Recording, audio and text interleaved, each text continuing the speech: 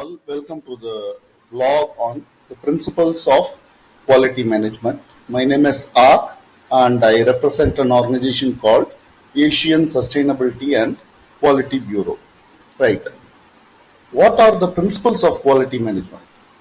It, they, you can call this as rules, you can call this as values, or you can call this a set of fundamental beliefs, whatever you call it, they are accepted as a common basis for quality management. Always we need to be strong with the basics, and once we are strong with the basics, we can always perform any task. That is my belief. And to understand this fundamental principles of quality management, there are about seven of them here. One is the customer focus, next one is the leadership, third one is the engagement and competence of people, the fourth one is process approach, the fifth one is improvement, sixth one is informed decision making, and the seventh one is relationship management. Let's start with the first one, the customer focus. All understand and agree to the fact that customer satisfaction is essential for the success of any business. Total satisfaction is achieved when we understand and satisfy the needs and expectations of the customers. Not only the needs and expectations of the customers which we need to take care, but also our expected performance level should be better than that of our competitors. Customer satisfaction is not a static objective. It is not a one-time thing. It has to be a continual thing. For this, this is more of a perception or feeling or attitude. Customer satisfaction is so dynamic that it changes constantly, and it could be influenced by so many factors. It could be by performance of the product or service, it could be warranty, it could be pricing, it could be your brand reputation, it could be additional features, it could be competition. There are so many factors that influence the customer's performance based on your. It's basically a win-win for all. Proactive approach to customer focus is being in touch with the customers all the time, communicating with them, understanding their needs and expectations, and being in line, meeting their needs and expectations, sometimes exceeding the expectations, trying to provide solutions to their problems with our products or services. Other approach is the reactive approach, that is using the customer complaints. You can help a dissatisfied customer by understanding what their complaints are and reacting to the complaint. Analyzing the complaint and identifying the root cause or causes and eliminating the root cause with a corrective action and ensuring that the complaint does not recur again. All these are part of addressing the customer complaints. But the proactive measure is to be in constantly touch with the customer, to understand their feedback on a regular basis and working based on their perceptions. The approach is to constantly monitor the customer satisfaction. Discussed earlier, it is identifying the customer needs and identifying the priorities of quality. Then also a comparison with competition would help, and determining opportunities for improvement in the product or service that we render to our customers is the way in which we can ensure the customer focus. End of the project or a stipulated period, say quarterly, a survey could be initiated to customer to understand what is their perception of our quality. And this customer expectations could be understood through this small questionnaire with a minimal input, trying to read the minds of the customer through their surveys. More often than not, the scoring system or the tick mark surveys are merely ceremonial. Be with customer visits, it could be through focus groups, it could be a telephone call, or also providing a toll-free number. It could be through feedback, or it could be through some report card. There are many measures in which you can keep focus on the customers, and keeping focus on the customer is the first and it's the most important of quality management.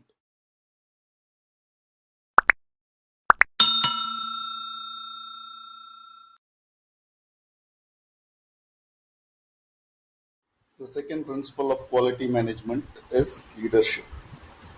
A leader always gives priority attention to the customers' needs and expectations.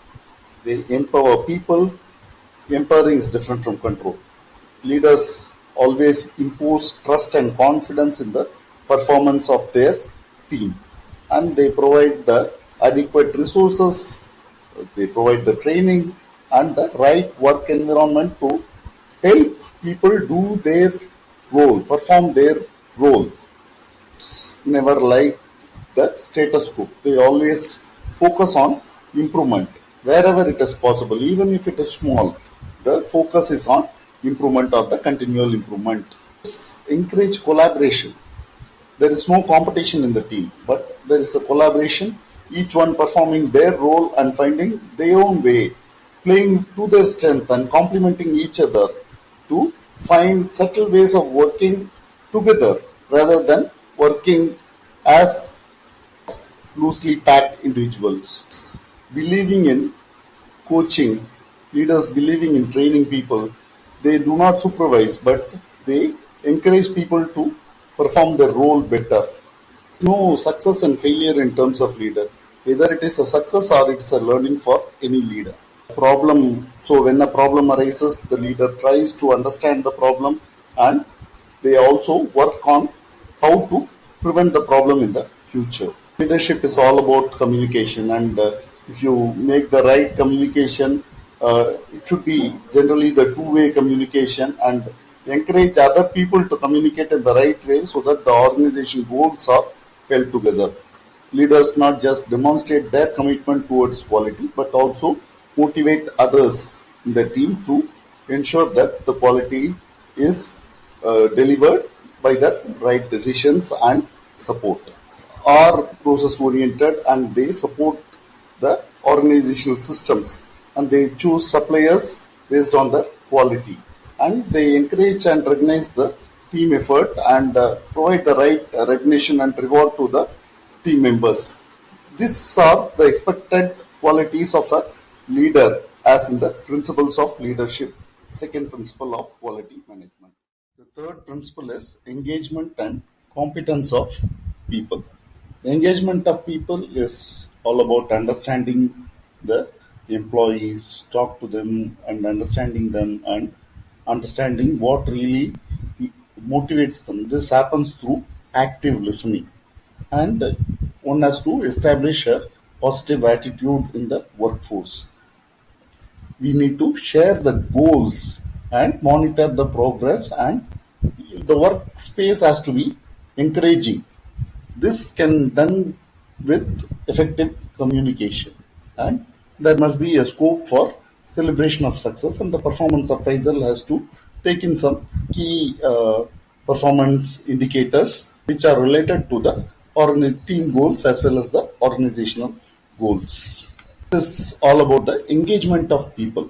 Competence. Competence is something related to skill, knowledge, and attitude of a work performed by a particular person. The role performed based on the skill or the in other higher cases it is the knowledge and their attitude, selecting the right people, having the people's job description right and giving them the apt role and making them perform that. All these are part of the competence. Undoubtedly, the processes have to be focused. The people's individual developments also matters. This motivation factors changes the way a person performs his role or her role. So they get motivated when they are given the right work and right environment for the work, and they accomplish their goals, their KPIs, so that the organizational KPIs are also achieved. Therefore, the engagement and competence of people is an important factor. So, this is the third principle of quality management. The fourth principle of quality management is the process approach. So an input converted to output is done through a process. So a process is one which converts an input into output. So some of the key activities are bundled into a process, and this process in turn give rise to the overall system of the organization. So the process boundaries are defined, the outputs are defined, and the customers are defined. The internal customers are also customers. The output of one process is input to another process. Then they also become the customers. So the inputs, suppliers, process flow are all part of the process approach. Customer satisfaction is also a key consideration, and all the process has to be measured, data has to be gathered, and if there are some problems, the root cause have to be identified. So this process approach always starts with a process flow diagram, uh, just trying to simplify the complex work into easily understandable elements. Then the performance measures are defined. So this measurement is fundamental to understanding the process improvements, and this once the performance measures are set, they'll have to be in line with the requirements of the customers, and we need to identify the data required to the data needed to manage the process. Once we do that, then we can have a feedback mechanisms with both the internal and the external customers as well as the suppliers. And once this is done, then the quality, cost, timeline, input, output, all can be determined. And this is more of a problem solving approach, and process approach is not relevant to functions. All the functions are working together for the accomplishment of process as a whole.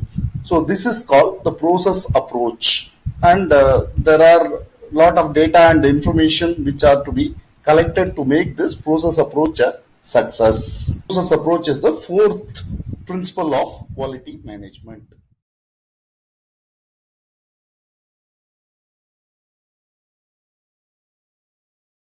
The fifth principle of quality management is continual improvement. The processes identified have to improve continually. How do we make our process effective and efficient? Not only effective and efficient, the process has to be adaptable. It has to be practical for the organization as well.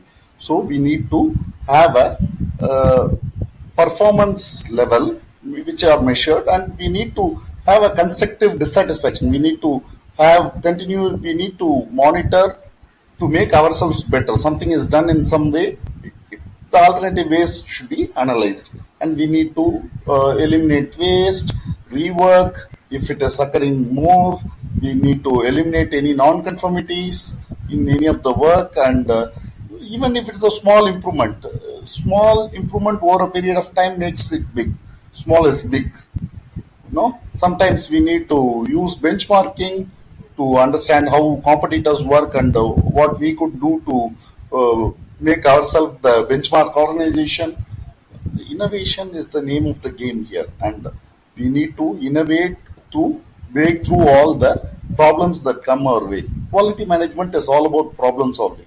So we need to be, whether we use statistical method or we use technical tools or any experiments or any functional deployment or management methods, the problem has to be solved. That is the most important. So continual improvement is basically designed to utilize the resource of the organization in the right way to achieve a quality culture. So this is the fifth principle of quality management. Sixth principle of quality management is informed decision making. That is, always we need to speak with data, whether we analyze the process or we develop solutions, whether it is question of implementing something or whether it's identifying some opportunities, whether we are uh, arriving something out of a result, and all this, whether it is about standardizing some solution or planning for the future, whatever it is, it has to be data based, and anything we need to do with has to have some kind of supporting data to back it up. That's why somebody used to say, "We trust in God. For rest, we ask for the data." So the data-driven culture is something which is propagated by the quality management. There is a difference between data and information. Data is a raw thing, and information is a data which is designed to understand the specific purpose of the thing. So here, everything should be backed up by data, and every aspect, every thinking, whether identifying opportunity or analyzing, or you are developing solution for something, or it is related to implementation, or inference out of a result, or standardization of some solution, or future planning, all have to be data driven is the requirement of the sixth principle, that is informed decision making. This needs to be done at every level, not at one level. Right from the basic level to the top management, it has to be practiced at all the levels, is the requirement of that principle. So, seventh principle of quality management is the relationship management.